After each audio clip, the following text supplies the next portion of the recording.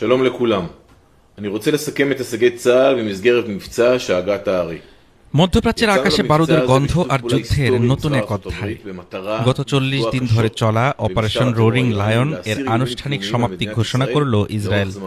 তবে একে কেবল সামরিক অভিযান নয়, বরং মার্কিন ইসরায়েলি ইতিহাসের এক অভূতপূর্ব কৌশলগত সমন্বয় হিসেবে দেখছে তেল আবিব। আইডিএফ মুখপাত্র এফি ডেফরিন জানালেন চমকে দেওয়ার মতো তথ্য। অভিযানের শুরুতেই এক অত্যাধুনিক এবং ঝটিকা হামলায় তছনছ করে দেওয়া হয় ইরানের কমান্ড সেন্টার। দাবি করা হচ্ছে মাত্র 40 সেকেন্ডের এক নিখুঁত অপারেশনে খতম করা হয়েছে খোদ ইরানের সর্বোচ্চ নেতা আয়াতুল্লাহ আলী খামেনি সহ 40 জন শীর্ষ কর্মকর্তাকে। এফি ডেফরিন জানান, এটি ছিল একটি ব্যাপক এবং অভূতপূর্ব সহযোগিতা।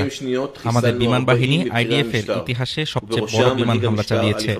মাত্র 24 ঘন্টার মধ্যে তেহরানের আকাশ চলে আসে আমাদের নিয়ন্ত্রণে। কেবল নেতৃত্ব নয়, লক্ষ্যবস্তু ছিল ইরানের সামরিক মেরুদণ্ড। ইসরায়েলি বাহিনীর দাবি, ইরানের 60% ব্যালিস্টিক মিসাইল লঞ্চার এবং অসংখ্য অস্ত্রাগার এরই মধ্যে ধ্বংস করা হয়েছে। একই সাথে লেবাননে হিজবুল্লাহর 2500 আস্তানায় আঘাত হেনে হত্যা করা হয়েছে 900 যোদ্ধাকে। গত 28 ফেব্রুয়ারি ইরান ও যুক্তরাষ্ট্রের মধ্যকার কূটনৈতিক টানাপোড়েনের মাঝেই শুরু হয় এই মহাযুদ্ধ। পাল্টা জবাবে ইরানও ইসরায়েল ও মার্কিন ঘাঁটিতে ড্রোন ও মিসাইল হামলা চালায়, যার কম্পন অনুভূত হয় পুরো উপসাগরীয় অঞ্চলে। ইরানের নতুন নেতা হিসেবে মুজতবা খামেনির নাম আসলেও এই অঞ্চলের সংঘাতের রেশ শেষ হচ্ছে না এখনই। অভিযান শেষ হলেও শান্তি ফেরেনি। মধ্যপ্রাচ্যের মানচিত্রে এই 40 দিনের যুদ্ধ দীর্ঘমেয়াদী কি ক্ষত রেখে গেল তার সময়ই বলে দেবে।